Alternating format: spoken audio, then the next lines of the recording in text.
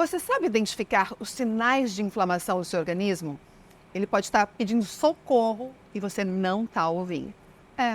Por isso, se você quiser saber mais sobre a dieta anti-inflamatória, fica aqui com a gente. Eu sou Leila Schuster e te convido para uma jornada de conhecimento aqui no nosso podcast Poder Real. Toda quinta-feira tem episódio novo. Então aproveita e se inscreve no nosso canal para não perder nadinha.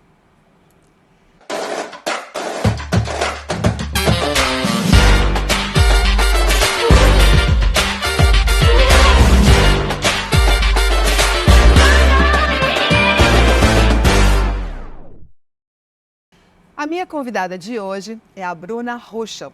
Ela é nutricionista e mestre em nutrição pela USP, pós-graduada em nutrição esportiva e nutrigenômica. E você sabe o que é nutrigenômica? Pois é, tem foco na atuação da inflamação crônica. Então, bem-vinda, Bruna. Muito obrigada por estar aqui com a gente. Hoje vai ser um programa super especial, super importante, porque falar sobre saúde e nutrição é fascinante, mas além de ser fascinante, é necessário. Com certeza. Primeiramente, muito obrigada pelo convite, parabéns pelo projeto que você vem realizando, eu tenho acompanhado e estou amando. Obrigada. E acho que é muito importante a gente comunicar, né, para a população. Quanto mais pessoas tiverem acesso a esse tipo de informação, mais a gente consegue impactar pessoas, mulheres, homens e toda a população, né? Exatamente. E a nutrição, a gente pode dizer que é o fio condutor de toda a saúde, né? Porque aí muitas coisas impactam a nutrição e a assimilação dos nutrientes. Não é apenas o que você come, mas a tua forma de levar a vida, né? Com certeza. Acho que mentalmente e fisicamente, né? Só a gente prestar atenção. Tem gente que às vezes não liga tanto pro corpo ou já é magro e fala, eu nem preciso comer bem. Mas espera lá, né? Pega um dia que você não comeu tão saudável assim, que você comeu um pratão de feijoada com muita fritura, você vai ficar com efeito letárgico, cansado o resto do seu dia. Então a gente sabe que os alimentos também têm impacto na nossa produtividade, além da questão física e da saúde, né, na prevenção de doenças crônicas, que são as doenças mais prevalentes no século XXI, que são as doenças que estão relacionadas com o nosso estilo de vida. Exatamente. E a gente todos os dias pode estar criando uma doença, botando a gotinha ali de uma doença crônica, que virá a ser crônica, né? Perfeito. Então, vamos começar justamente o foco aqui da dieta anti-inflamatória. Você citou de uma feijoada. Comer uma feijoada é inflamatório ou não? Você pode comer, ter uma refeição pesada e mesmo assim manter o teu equilíbrio na digestão no organismo. Se você comer só arroz e feijão, sem frutas, legumes e verduras, vai ser uma refeição nutritiva, mas vai estar faltando outras coisas assim, né? Se você comer arroz e feijão com várias frituras, não vai ser tão saudável. Eu acho importante a gente sempre pontuar que não é uma refeição específica, mas sim o seu padrão alimentar, que é um todo. Porque é muito comum eu ver no consultório, às vezes o paciente, ai, doutora, eu vou tomar 15 cápsulas, 15 suplementos no dia, e aí você olha o padrão alimentar da pessoa, que é a base, está totalmente cheia de gargalos e faltas. Então, peraí, vamos corrigir a casa e depois a gente começa a colocar os quadros, que são os suplementos, né? Os enfeites, que é o que vai complementar, suplementar a base, o padrão alimentar.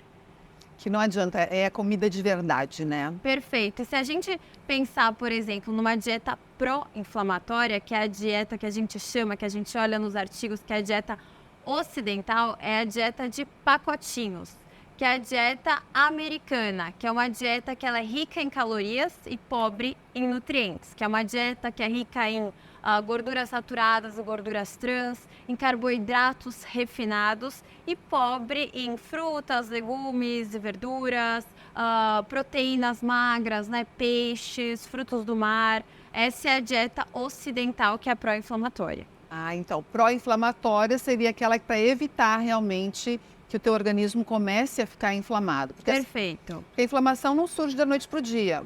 Perfeito. É um processo de saturação. Perfeito. Que aí é o que a gente chama de inflamação crônica, que é a inflamação ruim.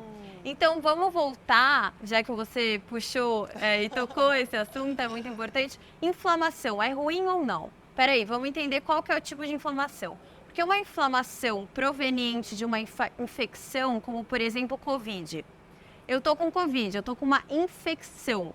O nosso organismo recruta agentes, componentes para resolver essa infecção e salvar o nosso organismo. E aí a gente tem uma inflamação aguda. O que é inflamação aguda? Rápida e intensa. Assim, se a gente pensar num gráfico. Agora, quando é uma inflamação que é crônica, que não é da noite para o dia, como você mencionou anteriormente, que é uma coisa gradual, que vai indo aos poucos, inflamação lenta e gradual, é a inflamação ruim, que é a inflamação crônica de baixo grau, que é a inflamação que a maioria das pessoas pensa que é a inflamação ruim e, de fato, ela é ruim. Que é a inflamação que tem a ver com você abrir portas para desenvolver doenças crônicas como doença cardiovascular, diabetes, câncer, doença neurodegenerativa, que é o Alzheimer.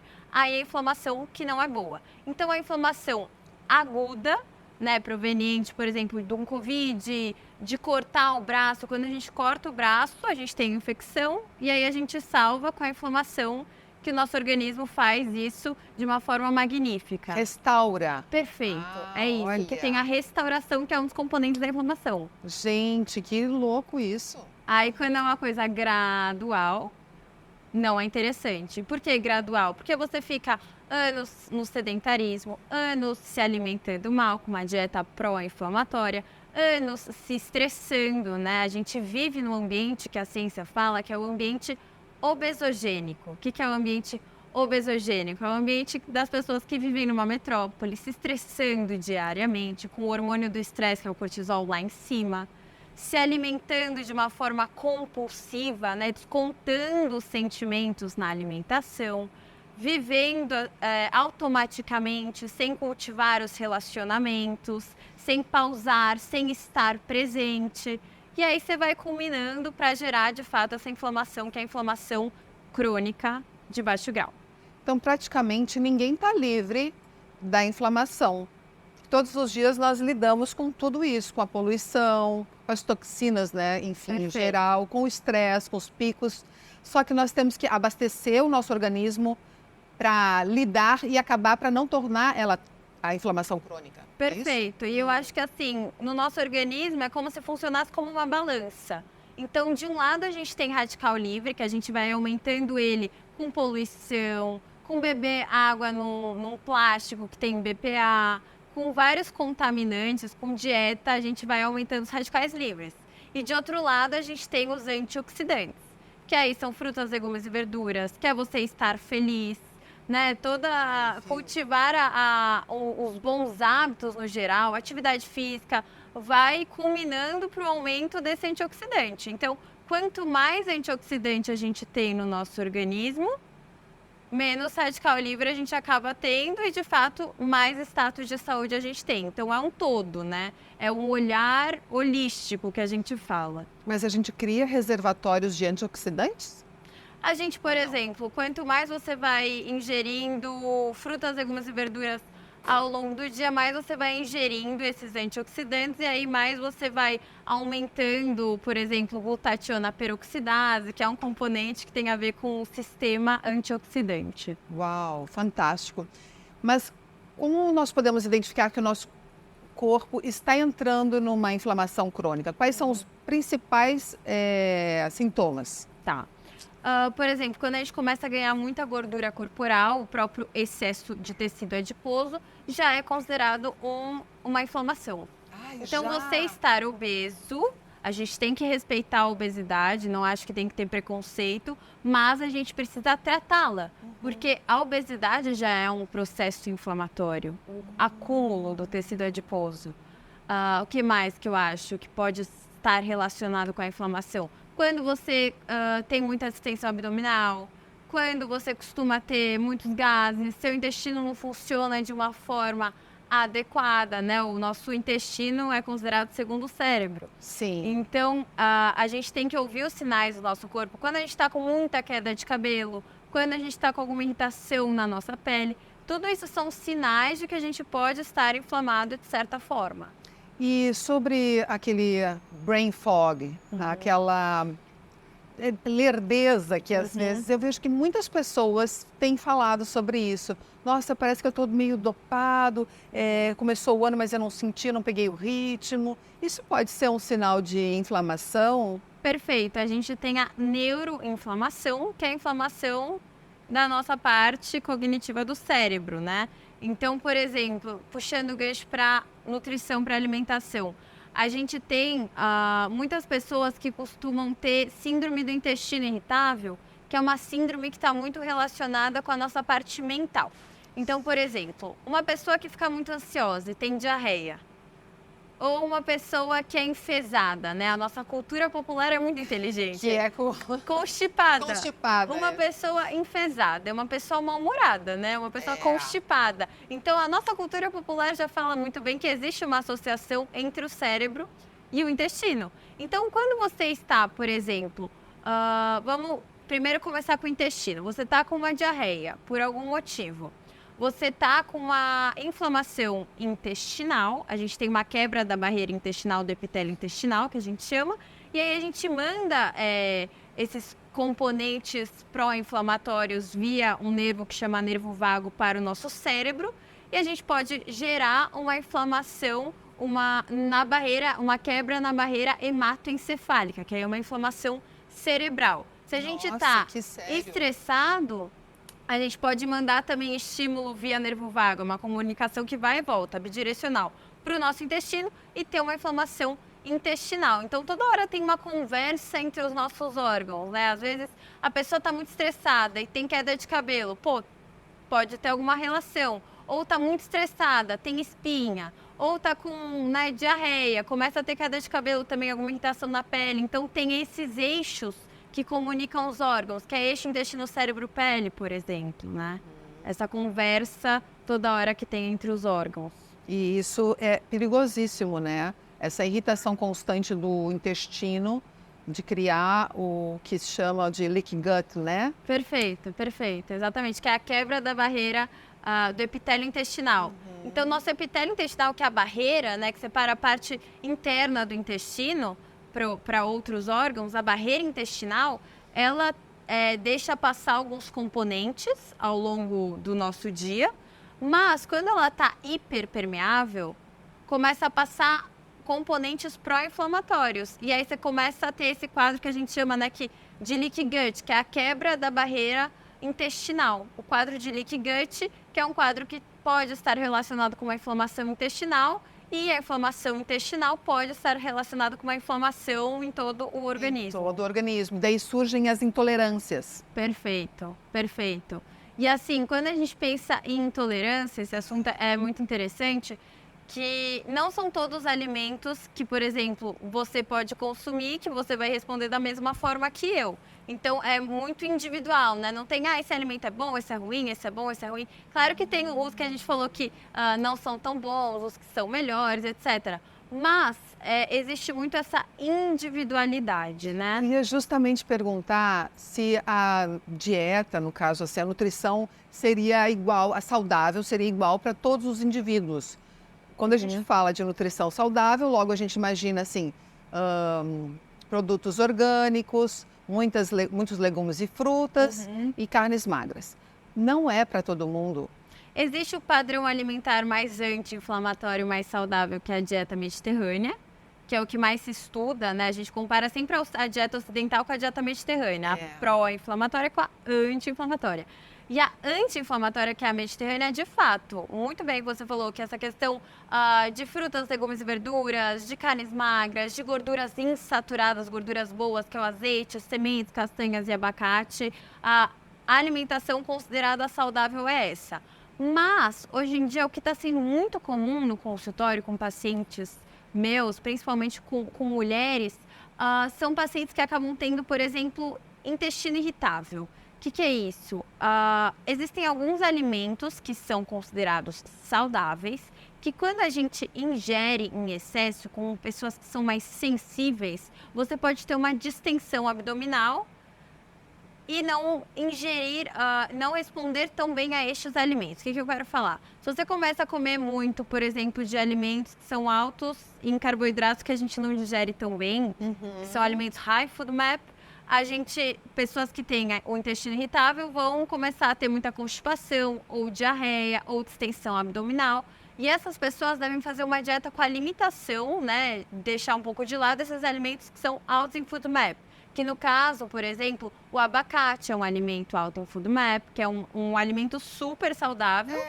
Mas quem tem intestino irritável tem que tomar cuidado com o excesso. Ai, gente, olha só que maluco. Então, cada caso é um caso. Perfeito. E é muito importante procurar a ajuda de um profissional. Voltamos aí no que a gente estava falando no começo, que é sobre as fake news e todo mundo querendo dar dica de nutrição Perfeito. e de dizer que tal alimento é bom ou ruim, né? Perfeito, exato. E até em relação, às vezes, à suplementação, postei sobre o magnésio. Ah, mas qual que é a dose, qual que é o magnésio? Calma, a gente tem que entender o seu caso, o seu histórico, a sua genética, qual que é o seu objetivo, como é que é a sua rotina. Então, não existe regra com picola, porque isso você pode ter na internet. Agora, uma dieta personalizada, a gente faz para cada indivíduo, né? N é igual a 1. A gente tem que respeitar a individualidade. Os gostos, as crenças, as culturas, os horários, né? O perfil do paciente.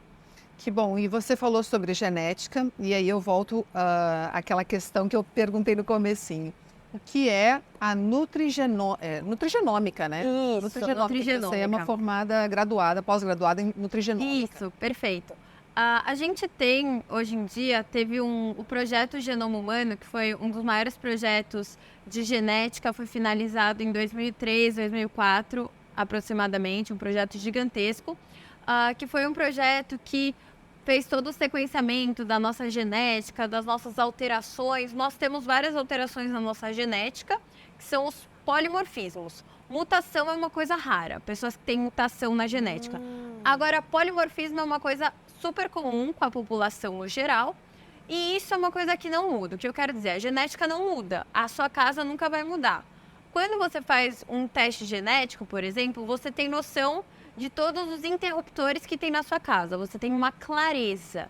A partir do momento que você, por exemplo, tem noção dos interruptores, né, que vão estar todos desligados, a partir do momento que você nasce, você já pode, com o tempo, aumentar a chance de ligar um interruptor, por exemplo. Então, se você é uma pessoa que tem, por exemplo, os seus dois pais tiveram Alzheimer, e você é uma pessoa que cultiva hábitos ruins, a chance de você ligar o interruptor da genética que está relacionada com Alzheimer é muito maior do que se você é uma pessoa que tem pais que têm Alzheimer e tiver hábitos bons. Então, genética não é destino.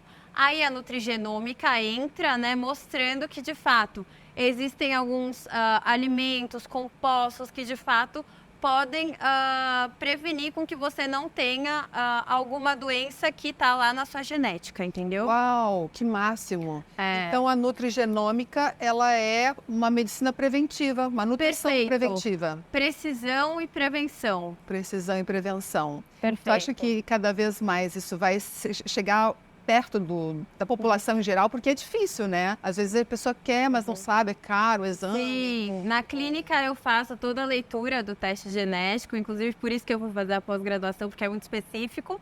Atualmente é um valor ainda mais caro, né? Eu acho que é um investimento, porque querendo ou não é valor caro, mas que você paga uma vez na vida e pronto. E pensando em saúde, é o que você vai, é o preventivo, voltemos a isso, né? Eu não quero desenvolver uma doença. Perfeito. Investindo.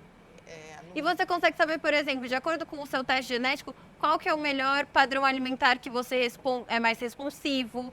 Tem gente que já quer fazer cetogênica. Peraí, você não tem uma genética para fazer cetogênica e nenhum perfil para fazer. Ai, justo. Você consegue ver quais são as vitaminas e minerais que você, de acordo com a sua genética, pode não metabolizar tão bem assim. Então, você começa a entender qual que é a melhor conduta para você com o teste genético. Nos Estados Unidos, tem um que chama 23andMe, que é o 23andMe, que é super acessível, se eu não me engano, acho que são $149. Aqui o valor acaba sendo mais caro, os completos. A gente tem que tomar um pouco de cuidado, porque às vezes olha na internet um super barato, mas é um que avalia poucos genes e poucos polimorfismos, e aí não vale a pena, porque a gente tem vários no nosso organismo, e avaliar uma meia dúzia, você não consegue tirar grandes conclusões. Então eu falo que é o barato que sai caro. Poxa, se você quer fazer, dá uma economizada e faz o completo, porque aí vale a pena, ou senão não faz, espera para fazer. É verdade, é verdade. Né? Ou então, em vez de fazer o exame, você já começa a ser saudável. Perfeito. Começa a ter hábitos saudáveis. Claro que os testes genéticos são realmente precisos, porque nós estamos falando de doenças graves, Sim, né? perfeito. Importantes. Mas ser uma pessoa saudável, ter um cotidiano, um dia a dia saudável, com certeza já vai Impactar, com certeza. enormemente. E até pensando, Imagina. pensando em por exemplo, essa questão que você mencionou, poxa, começa adicionando hábitos mais saudáveis, né? Então de manhã já vai caminhar cedo. Acho que o segredo para você conseguir fazer uma dieta, que é super difícil você fazer uma dieta e se alimentar bem, é adicionando hábitos. Então, o dia que você treina, mentalmente, você quer fazer escolhas mais saudáveis. Você sai do treino, você não quer comer hambúrguer, É verdade. chocolate, você quer comer frango, salada e batata doce. É verdade. Né? Então, um hábito puxa o outro. Eu falo, a gente tem que entrar na engrenagem dos hábitos bons. E para conseguir se alimentar bem, a gente precisa regar nosso dia de hábitos bons. Ao longo do dia, tomar um chá, fazer uma atividade física, fazer uma ligação com uma amiga. Então, regar nosso dia de bons sentimentos e hábitos bons faz com que automaticamente a gente entre na engrenagem das escolhas alimentares boas. Ah, que bacana você tocar nesse sentido dos hábitos, né? Porque não apenas os hábitos que fazem bem na nutrição, mas também o teu mindset, né? A tua questão de como lidar com os desafios no equilíbrio do estresse diário, que é inevitável, né? E, por exemplo, a gente pode escolher de que forma se alimentar e procurar trazer essa saúde para o momento. Por exemplo, o que eu quis dizer com tudo isso? Não é só o que você vai comer, mas como, quando e onde. Perfeito, Né? perfeito. É o teu environment. Perfeito, perfeito. Eu concordo muito com o que você falou, porque eu acho que se a gente pensar em como a gente come, poucas pessoas pensam nisso, né? As pessoas pensam mais na quantidade e no quê. Agora, você chegar em casa, depois de um dia cansativo de trabalho, vir com o mindset de ser uma merecedora, ou porque o dia foi bom demais ou ruim demais, você merecer comer, deitar no sofá e comer com as mãos, isso é muito comum. E aí você come, come, come. Agora, se você chega em casa, tem algum outro hábito que te dê um prazer, né? Talvez escutar algum podcast, adicionar algum outro hábito para ocupar a cabeça, que mente vazia, mente querendo comer também. E aí você sentar na mesa com o seu marido, com o seu filho, com alguma pessoa, comer com talheres, conversando, compartilhando, você vai comer de uma forma muito mais consciente. Que ótimo. Isso, eu acredito demais nisso. Eu já mudei muitos hábitos meus. E, sinceramente, não é que seja um drama. Você pensa, você cria uma expectativa de que vai ser impossível. Eu até recebi algumas perguntas, porque eu fiz uma enquetezinha prévia, né, no meu Instagram de perguntinhas. E muitas delas giraram em torno da questão da obesidade. Eu até já vou adiantar e vou logo para a pergunta da internauta. Até que ponto os fatores psicológicos influenciam no emagrecimento? Estou sobrepeso.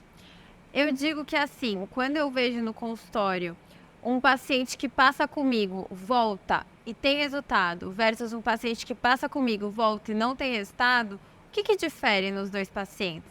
A mente. Então, eu acho que quando a gente quer mudar nossos hábitos, essa questão mental influencia e muito, para mim, é um dos fatores que mais influencia. Nossa mente obesogênica, né, influencia muito, porque a gente quer se burlar o tempo inteiro. Então, eu acho que a partir do momento que a gente ajusta a nossa mentalidade, isso que você mencionou anteriormente foi muito interessante, de que, poxa, não é para você levar de uma forma pesada na sua vida. A nossa vida já é tão pesada, né? Eu acho que a alimentação, eu gosto de falar que a gente come para viver e não vive para comer. Tem que ser uma coisa leve. né? Não pode ser um fardo para nenhum dos extremos. Quando é demais também não é legal, porque você pode desenvolver talvez algum transtorno ali, mas também não ligar nada não é interessante. Então, poxa, você vai começar a fazer academia? Goste de estar indo na academia, porque seu corpo é seu bem mais precioso, você ganhou isso. Então, cuide de você, tenha cuidado com você mesmo. Quanto mais a gente olha para o nosso interno e tem cuidado com nós mesmas, mais a gente vai querer cuidar dos outros e ser útil na sociedade, né? Parece besteira, mas eu vejo que, poxa, eu tenho históricos lindos de paciente que emagreceu, assim, 20 quilos e assim, muda a vida da pessoa, sabe? Ela fica emocionada, fica uma pessoa mais satisfeita com ela mesma, ficou até arrepiada, assim. Que lindo! São histórias, assim, quando a mulher consegue emagrecer, ela muda de pessoa, parece, fica com uma força interna e fica uma pessoa mais feliz e mais grata. Então, assim, eu acho que impacta muito, principalmente com nós mulheres que tem essa pressão da sociedade, né? Mas eu acho que verdade. a gente, quando quer mudar os hábitos, eu acho que o principal recado é: não se culpe por você estar no corpo que você não quer estar e olhe com olhos positivos. Poxa, o corpo é o meu bem mais precioso, vamos cuidar dele, sabe? Exatamente, ter mais consciência, né? Evitando a culpa, entendendo qual é a razão, porque você chegou até aquele lugar e se dá uma chance, porque cada dia que amanhece nós temos uma chance de ser diferentes. Então, nós temos esse poder, eu acho isso tão fantástico, por isso que eu coloquei o nome desse podcast, Poder Real, porque o poder real é o poder de escolha, é você querer crescer, mudar e se aperfeiçoar. E melhorar, né? Melhorar E mesmo. acho que dentro de nós mesmas, né? Quando a gente entender que a gente é o nosso melhor parâmetro, para não ficar se comparando com o outro, até porque não faz sentido, Não. né? E nós somos especiais porque cada um é diferente. Então, acho que, poxa, cada dia eu vou tentar ser um pouquinho melhor do que eu fui no dia anterior. Ontem eu não treinei, tudo bem, não se culpa. Amanhã você vai lá e treina, né? Muitas pessoas, final de ano, se preocuparam que comeram muito, ficaram desesperadas. Gente, tudo bem, acho que o maior segredo é você voltar ao normal. Porque o que pode acontecer é a pessoa começa a se culpar porque, por exemplo, ela bebeu muito ou comeu muitos alimentos que não estão na dieta. No dia seguinte, ela, já que eu comi errado, eu bebi, eu não vou treinar. Então, quando você começa a ser muito extremo, né? Você restringe, restringe, restringe. Aí você no final do dia come, come, come, come. Aí no dia seguinte você acorda culpado e já meio que joga a bola pra cima. Eu não vou treinar, então. Eu não dormi direito, eu não vou treinar. Então já que ontem eu não comi bem, aí eu também vou comer aqui uma outra coisa que às vezes nem quer, sabe? Exatamente, isso eu acho que é o pior, já que eu fiz Teoria isso... do Jaque, entra na engrenagem dos hábitos ruins. Tem a dos hábitos bons, mas a dos hábitos ruins também, para você entrar, é 2 palitos. Mas assim, você já comeu, saiu para jantar com alguém, comeu uma coisa que não está na dieta, tudo bem, no dia seguinte você volta, tá tudo certo, né? Exatamente. Esse hábito e esse poder que a gente tem de reiniciar é muito especial, assim, a gente tem que usá-lo a nosso favor, né? E a criação de um novo hábito leva tempo também. Então você vai ter essas oscilações, são normais. Eu acho que as pessoas pensam que é assim a evolução, né? Gente, e a dieta é igual a vida, né? A gente é assim, ó. Nossa, o tempo inteiro, olha, a vida inteira assim. E o que eu vejo é que muitos pacientes, por exemplo, eu começo a dieta depois que eu voltar de viagem, ou depois que isso daqui passar. Poxa, eu falo para os meus pacientes, você sempre vai ter alguma coisa. Não, é que agora é casamento da minha tia, ou que não sei o quê. Então, mude seu mindset. Poxa, você vai sair num casamento, você não precisa beber 10 drinks, sabe? Bebe um pouquinho se você gosta, ou, né? Ou se não precisa. Se você gosta do doce, come um docinho, não precisa comer, assim, 10 doces. Escolhe, faça suas escolhas. Né? Bem legal. Agora tu entrou numa questão que eu ia justamente começar a perguntar. Sobre os alimentos que nós devemos tirar hoje da nossa casa. Eu falei isso porque você falou do drink, do álcool. O álcool deve ser eliminado completamente? Olha, o álcool não é saudável, ponto final. O álcool não é saudável, ponto final. E tem um problema porque o álcool você pode comprar, né? Existem algumas drogas que você não pode comprar e as pessoas acabam tendo mais medo, o álcool acaba sendo uma coisa mais banalizada, ele não é uma coisa saudável, né? Acho que se a pessoa gosta muito, faça um consumo consciente. Agora, falar que é saudável não é. Até o vinho, que tinha uma época que falavam que a tacinha de vinho é saudável, né? O paradoxo francês. Isso começou com uma pesquisa muito antiga, mostrando que os franceses não morriam tanto de doença cardiovascular.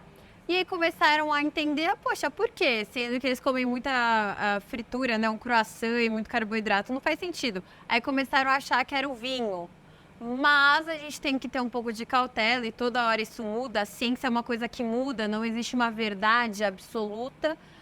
Hoje em dia a gente sabe que o consumo de vinho, de fato, não é uma coisa saudável, ela é uma coisa pró-inflamatória, mas, óbvio, consumir moderadamente doses homeopáticas é mais saudável do que você, sábado, beber infinitamente e ter ressaca, etc. É mais nesse sentido. Mas não dá para falar que o álcool é saudável. Outros alimentos que não dá para falar que são saudáveis são embutidos. Então, presunto, isso não é um alimento saudável, tá? De jeito nenhum. Isso nem eu achava que fosse saudável. Acho que são mais esses, assim, os principais, os que não são considerados saudáveis mesmo. Açúcar. Também não. Não é Não é um saudável. alimento saudável. Nem o açúcar em mascavo, demerara. Muda, assim, muitas pessoas começam, né, ficam, esse daqui pode, ou até doce que tem adoçante, esse pode, mas peraí, é lotado de caloria, não é uma coisa saudável também. É inflamatório. É uma coisa pré-inflamatória, sim, não tem como falar que não. Café. Café em excesso, para algumas pessoas, não é considerado saudável. O café em si é uma bebida que tem muitos compostos fenólicos, que são estruturas químicas que estão presentes em bebidas e alimentos que são compostos antioxidantes. Então, o café em si, ele é uma bebida saudável. Mas a cafeína em excesso não é interessante. Uma coisa que não é legal, por exemplo, se você é uma pessoa que ama café, eu amo café. Eu preciso de café. Ai, eu amo café. Eu preciso. Então, poxa, toma mais de manhã, não vai tomar depois das 3 da tarde, porque pode atrapalhar o seu sono. Nunca depois do almoço, porque pode atrapalhar a absorção de ferro da sua refeição. Ai, gente, olha só. Então, por exemplo, o limão. Se você espremer limão na salada, o limão tem vitamina C que aumenta a absorção de ferro. O limão, excelente. Agora, por outro lado, o café depois do almoço atrapalha. Então, tem essa competitividade, essa interação nutriente-nutriente que a gente chama. Então, café depois do almoço, não. Quanto tempo depois eu poderia tomar o cafezinho? 1 horinha, o cafezinho. É o cafezinho clássico, né? Que todo mundo adora. Porque tá embutido, principalmente no Brasil. Brasil e Itália, né? É um hábito super comum. E a sobremesa ou fruta após o almoço, a refeição? Não tem problema a sobremesa depois da refeição. Isso é muito interessante que você tocou no assunto, porque, por exemplo, se a pessoa gosta de um docinho, não precisa tirar o docinho. Se você ama o docinho, não tira seu docinho. Mas entenda que você precisa comer uma porçãozinha pequena dele, desfrutar o máximo que você conseguir na boca, porque a gente sente o sabor na boca. Quem come rápido só enche o bucho. E quer mais, né? Exatamente. Deixar ele, né? Quanto mais você deixar nas papilas, na língua, mais você vai sentir o sabor, processar, enviar o sinal pro cérebro de que tô sentindo o doce, tô amando. E sempre depois de uma refeição é o melhor momento, porque aí você não vai ter um pico de glicemia, que a gente chama. Quando você come só o doce, você vai ter um pico de glicemia, isso é inflamatório. Então, como você come é importante. Vai comer um doce que seja depois do almoço ou do jantar, ou que seja num lanche com alguma proteína junto, por exemplo. A proteína sempre tem que ser parceira, né? Isso, proteína, quem quer emagrecer tem que ter em toda a refeição. Que é o que mais sacia, é o que tira vontade de doce, é o que acelera o metabolismo, junto, né, com uma atividade física. A proteína é excelente. É verdade. Eu já não vivo sem os meus ovos matutinos, os ovos matutinos. Delícia. E realmente eu perdi peso ao longo de um ano, assim. E foi Quando ótimo. você aumenta a proteína, tira o excesso de gorduras ruins e carboidratos refinados, emagrece. E os produtos diet e light? São vilões? Olha, o que eu sinto é que muitas pessoas começam a consumir esses tipos de alimento porque acham que podem comer sem culpa. Eles estão associados erroneamente a saudáveis. Saudável, não necessariamente. Acho que o saudável é tudo que a gente não desempacota. tudo que é comida de verdade, sabe? Eu acho difícil a gente engordar comendo comida de verdade. Que às vezes o paciente tem medo do volume do alimento, mas aí do pacotinho não tem, né? É mesmo. O pacotinho de 500 calorias não tem medo, mas a batata, olha o volume lá e tem medo da tadinha da batata, né? É verdade. Então, eu acho que assim, esses diet, light, tudo bem se você gosta, consumir de vez em quando, mas não é um alimento que, né, nem alimento não é uma coisa que dá pra gente considerar saudável para implementar sempre na nossa rotina. Acho que o segredo é comer comida de verdade. Assim, tá com fome de doce, eu vejo às vezes as mulheres, então vou tentar esse doce fit aqui, aí vou tentar esse doce de fruta aqui, esse não sei o quê. Come o doce que você gosta mesmo, mas em quantidade pequena e depois do almoço. Porque às vezes você fica, esse daqui, então esse daqui eu vou comer numa quantidade maior. E às vezes o excesso de adoçante pode causar o quadro de leaky gut, da quebra intestinal e dar uma inflamação intestinal. Então às vezes come o doce que você quer mesmo, mas uma quantidade pequena e depois do almoço. O que é uma quantidade pequena? Uma quantidade pequena são 2 quadradinhos. 2 quadradinhos de chocolatinho. Ou, por exemplo, um brigadeiro. Um brigadeiro, exatamente. Ai, que libertador. É. Eu não sou uma pessoa que ama doce. Eu não sinto essa... Graças a Deus eu não tenho esse É mais um problema. salgado. Mas quem gosta, e olha só, se eu falasse assim, você ama doce, eu falo, nunca mais você pode comer doce. Você vai ficar na sua cabeça, doce, doce, doce, doce, doce, doce. Aí você vai fazer a dieta que eu vou te passar, só que aí no final do dia, seu marido brigou com você. Doce, é o que eu quero comer. Né? Então, quando a gente restringe, o que é proibido sempre é mais gostoso, né? Coisa. Então, com a alimentação é igual. O que a gente tem que fazer é, você não precisa deixar de comer nenhum alimento, porque aí é libertador. Senão, o seu mindset vai ficar sempre no alimento que é proibido. Exatamente. Então, o segredo é não proibir e fazer uma coisa mais intuitiva e leve. É verdade. Sem culpa, sem neurose, né? A gente Perfeito. não quer neuras por aqui. Perfeito. E outra coisa que eu ia te perguntar, teve o light to diet, né? Os carboidratos, tantos falam. Aí carboidrato é uma coisa e glúten é outra coisa. Eles são parceiros vilões ou não? Me conta um pouquinho só sobre isso. Eu vejo que, de fato, algumas pessoas são mais sensíveis ao glúten quando comparado com outras. E aí, de fato, é um alimento que a pessoa deve, né, deixar de consumir, pegar um alimento sem glúten, etc. Agora, carboidrato não é vilão. Não é vilão. Não é vilão. Agora, o negócio que a gente falou, por exemplo, se eu te desse só uma batata, a batata sozinha, e você comesse, ia dar um pico glicêmico, né? O açúcar ia muito rápido para sua circulação sanguínea, não ia te saciar e não ia ser tão interessante, logo em seguida você ia ficar com mais fome. Então, comer o carboidrato isolado, um alimento que tenha muito carboidrato e não tenha tanto, né, não tenha proteína, não tenha tantas gorduras, aí pode dar isso que a gente chama de pico glicêmico pós-prandial, pós-refeição, e aí não é tão interessante assim. Agora, comer, poxa, uma batatinha com uma proteína junto, né? Saladona, começar com a salada. Então, essa ordem alimentar é muito interessante. Eu falo que é muito importante a gente entender a ordem alimentar e sempre quebrar, por exemplo, começar o almoço com um pratão de salada, café da manhã com bastante proteína, para não ter esses picos glicêmicos. Então, gente, olha só que interessante. O vilão, na verdade, é o pico glicêmico. É você sobrecarregar o teu organismo de determinado, no caso, açúcar, Perfeito. né? E se a gente dá toda hora o pico glicêmico, a gente entra num quadro que chama endotoxemia metabólica. Que aí esse quadro pode estar muito relacionado com a inflamação. Então, toda hora, né? Quem imagina de 2 em 2 horas, entrega para o corpo um carboidrato, toda hora fica dando pico. Aí vai chegar uma hora que vai ficar com uma inflamação. O organismo fica se defendendo, né? Tem uma outra pergunta aqui, ó. Como podemos evitar o inchaço do abdômen, principalmente após os 50 anos? Isso foi um homem que perguntou e ele sentiu essa diferença. Olha, talvez dá uma olhada na lista dos alimentos high food map, altos em food map, porque são alimentos que são carboidratos que nosso organismo não digere tão bem e podem fermentar mais. Então começa a entender mais o corpo, né? Porque os alimentos que podem dar distensão para mim são os diferentes do que podem dar para você. Então tenta olhar, né? Por exemplo, poxa, almocei hoje com a minha mãe, tive uma distensão. O que será que eu comi que me deu a distensão? Então, começa a entender quais são os alimentos que podem estar te dando uma distensão. Eu aconselho dar uma olhadinha nesses alimentos altos em Food Map para ver se algum deles, de fato, está dando... tá identificando, né? Come muito abacate, tem muita distensão. Poxa, tenta ficar um tempinho sem o abacate.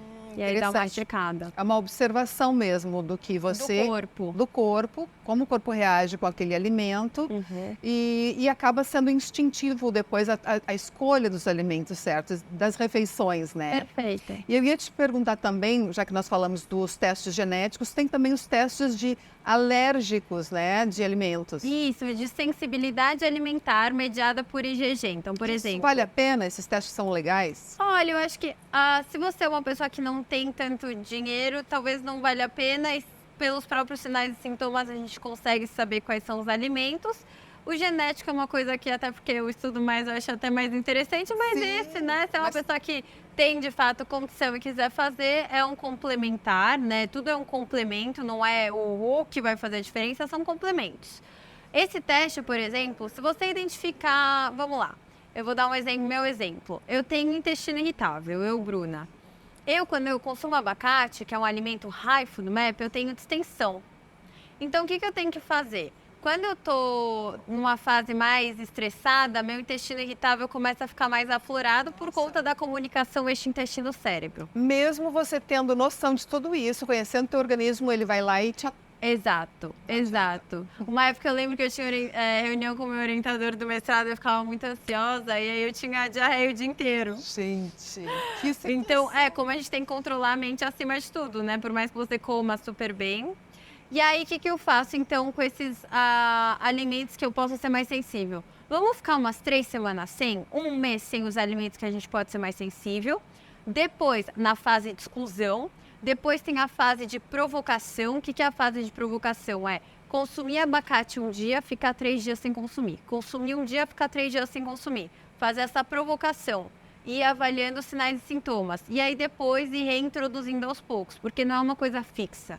O intestino irritável não é uma doença, é uma síndrome. As doenças inflamatórias intestinal, que é a colite ulcerativa e Crohn, é uma coisa. O intestino irritável é outra coisa, é uma síndrome que pode aparecer uma hora, depois não aparece, não é uma doença. Uau, fantástico. Quanta informação bacana, enfim, foi maravilha. Agora, Bruna, então, para a gente encerrar, dá, assim, talvez uma palhinha, uma dica. Eu sei que uma consulta nutricionista é fundamental de indivíduo para indivíduo, mas o que a pessoa que está em casa agora assistindo pode fazer para começar a desinflamar levemente o seu organismo, que depois dessa entrevista, eu acho que todo mundo está inflamado. O que a gente pode começar a fazer para limpar um pouco o organismo? Perfeito. Então, vamos começar. Pense em 3 hábitos que você pode adicionar ao longo do seu dia. Vou dar alguns exemplos. Fazer atividade física assim que eu acordo. Ler um livro ao invés de ficar no celular antes de dormir. Tomar um chá no meio da tarde. Então, adicionei 3 hábitos bons. O segredo é adicionar. Quanto mais a gente pensa em adicionar os bons, mais automaticamente a gente vai deixando de lado os ruins, os hábitos ruins. O que mais que eu sugiro? Proteína. Então, proteína em todas as refeições. No café da manhã, se você toma café da manhã, uma proteína. Almoço, um peixinho, um franguinho. À tarde, se quiser uma proteína também. E no jantar, uma proteína. Então, uma refeição que tenha mais proteína. Começar o almoço com um prato de salada. Então, essas são minhas dicas. Bárbaro. Mas e no caso da pessoa que é vegetariana, ela também tem que procurar as proteínas vegetais, né? Perfeito. As leguminosas, sementes, fazer uma refeição bem colorida de frutas, legumes e verduras. E água? Muita água? Muita água. Sempre para a gente saber o quanto de água a gente precisa tomar no dia, a gente faz 35 ml vezes o seu peso. Então, é mais ou menos a quantidade. Tá? A água limpa as toxinas também, né? Perfeito. E às vezes a pessoa está desidratada e o corpo fala fome, fome, fome. Não é fome que você está sentindo, é falta de água. Então é o básico, para comer comida de verdade também, tomar água, é fazer o que os nossos antepassados faziam, né? Hoje em dia, no ambiente obesogênico, a gente aperta o botão do celular, a comida vem até a gente. Exato. Antigamente, a gente caçava para ter acesso à alimentação. E outra dica que eu dou é, coma mais quando está claro e menos quando está escuro. Olha, bacana, hein? Importante. Jante mais cedo, faça um jejum fisiológico, que é natural do organismo, é dar um respiro, é fazer umas 12 horas de jejum por dia. Então, vai jantar umas 7 horas, não precisa jantar às 10 da noite, faz um café da manhã umas 7, 8 horas, fazer um jejum fisiológico, que são 12 horas, sem se alimentar e se alimentar preferencialmente durante o dia quando está claro. Já faz diferença. Muito. Ai, viu, gente? Que bárbaro. Não precisa fazer um teste genético de Exato. R$ 1.000, né? Não. Tem que fazer as dicas que você já consegue implementar agora, né? Dicas preciosas e coisas práticas que a gente deve começar a fazer, colocar no dia a dia. Não existe fórmula mágica, não coloque a responsabilidade nas mãos de um médico ou de um nutricionista, tá nas tuas mãos. E são coisas que, pelo que eu senti com a Bruna, realmente são fáceis para a gente começar a trocar um hábito ruim por um hábito um pouco mais saudável. Exato. E pensar que não é uma coisa linear. Vai ter dia que você não vai conseguir treinar e tá tudo bem, né? Não se culpar. Não se culpar, sem síndrome de Mulher Maravilha. Exato. Adorei, Bruna, muito Adorei, obrigada. Obrigada mesmo. Foi fantástica a tua participação aqui. Eu espero que todos vocês tenham gostado, assim como eu amei. Então, aproveita e compartilha com os amigos, com a família. Se inscreve no nosso canal do YouTube, Leila Schuster, podcast Poder Real. E também você pode escutar no Spotify a qualquer momento. Pega o trânsito, vai começar a implementar esses novos hábitos já, na prática. É isso aí. Semana que vem temos mais um capítulo, mais um episódio imperdível. Tchau!